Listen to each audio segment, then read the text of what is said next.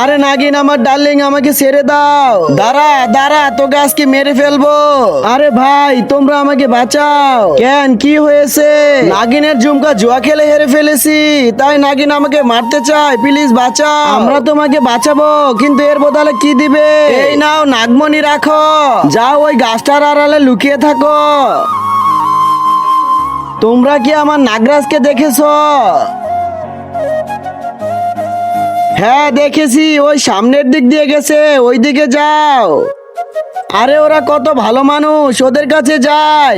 কিন্তু তার আগে তুমি কি টাকাকে বেশি ভালোবাসো নাকি মা বাবাকে? যদি আমার মতো মা বাবা হয়ে থাকে তাহলে ভিডিওটি একটি লাইক করে চ্যানেলটি অবশ্যই সাবস্ক্রাইব করবা। আর লাইক সাবস্ক্রাইব না করলে আমি বুঝে নেবো তুমি মা বাবাকে একটু ভালোবাসো না।